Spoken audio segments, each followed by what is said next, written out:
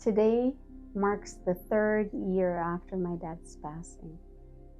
My father died in Brazil during the beginning of the pandemic in 2020.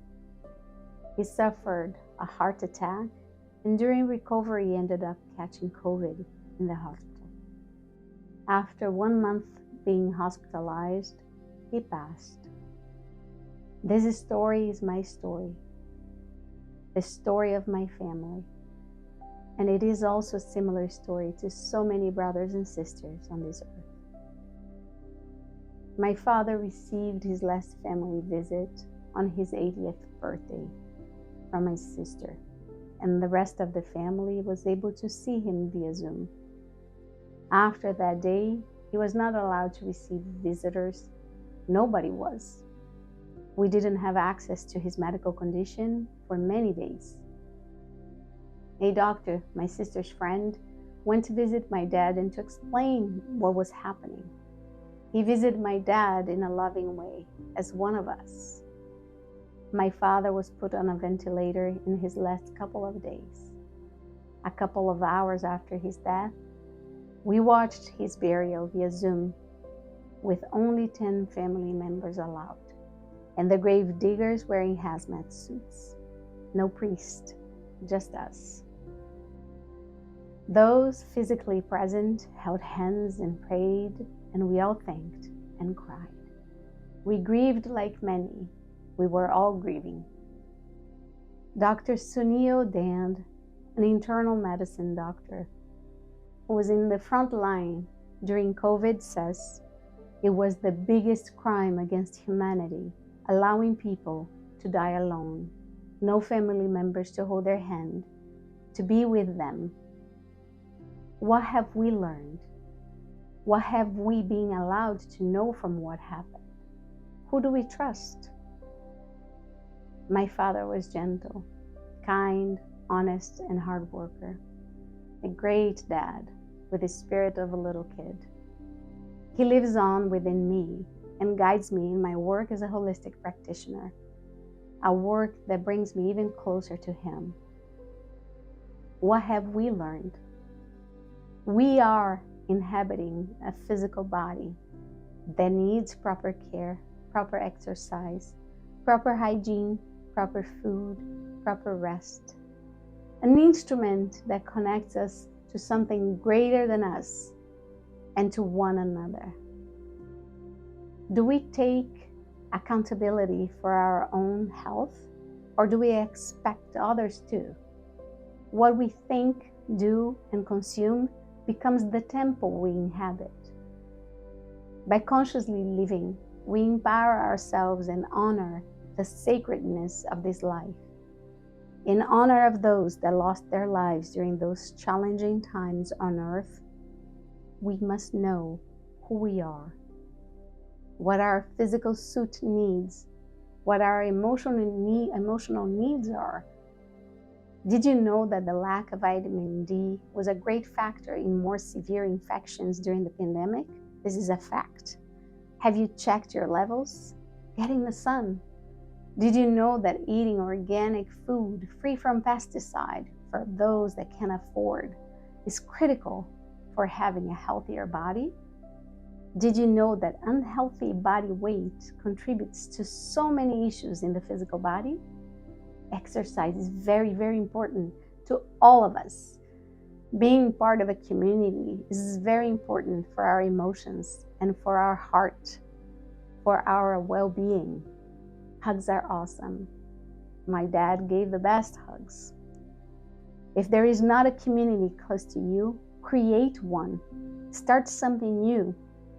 Gather people. We need more people, not to be afraid of each other, but just love and care for each other. We need to tend for the wounds in our hearts together. Everybody has been somehow affected. Did you know that on YouTube you can watch very reputable doctors explaining facts and a lot about medicine, about our body?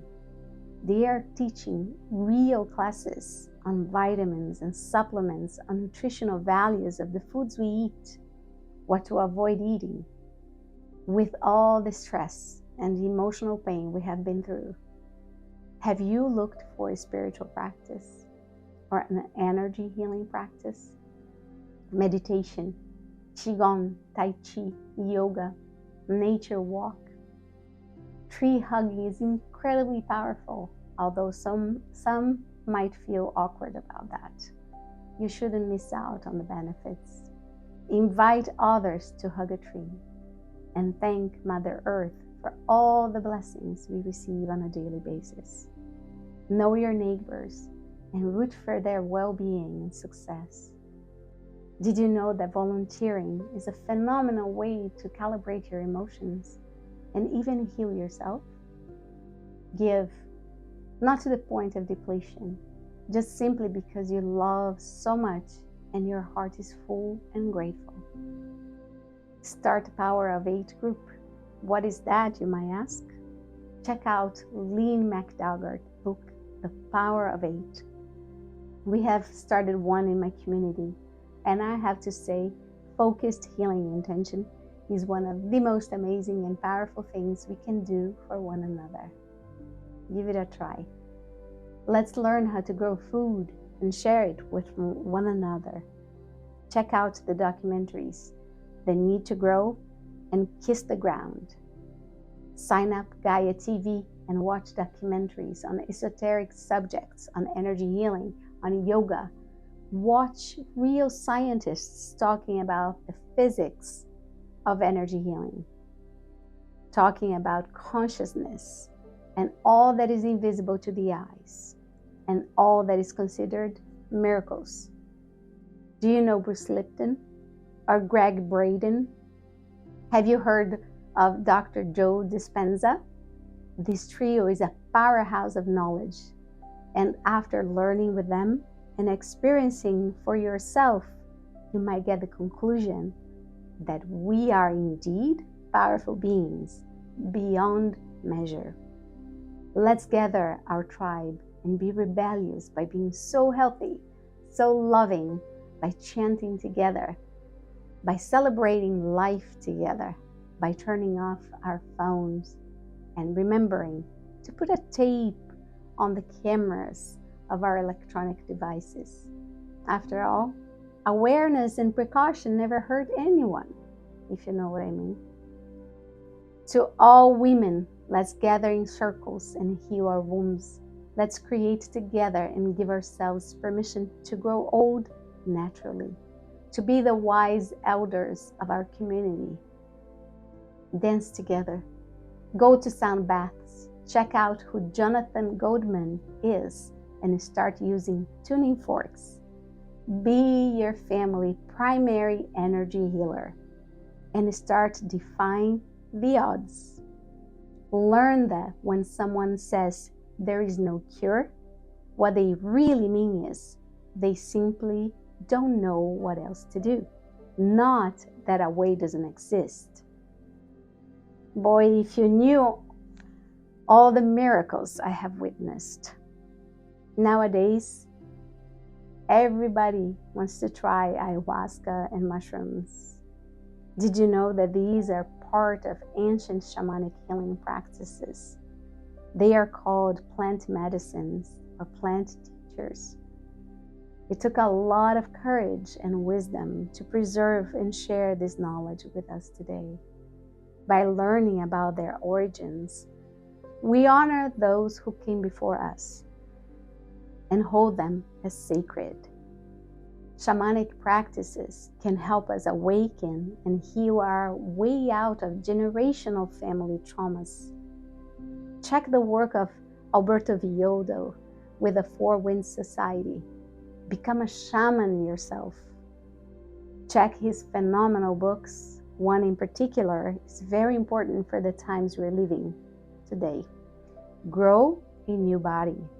Read, get educated, choosing carefully your source of information. Know everything you can about your body, about your story, about the story of your family, and heal. Stop the distractions. They will keep you blind. Connect with Mother Earth and raise your hands above and thank the universe. Connect with this web of energy that binds us all. Add to the field your love, your compassion, and your care. The clock is ticking. Decisions about our life, about our existence on this planet, are being made in the silence of the night, when all are sleeping or distracted. Neither you or I are voting or choosing them, nor would we ever agree with them. And finally, when the roads we are supposed to ride on end, and our time is up, let's accept it with open heart, knowing that we did our best while walking in this human life, that what we left behind to our children and grandchildren, to our brothers and sisters, to the earth, was nothing but love and inspiration to create a better world. Thank you.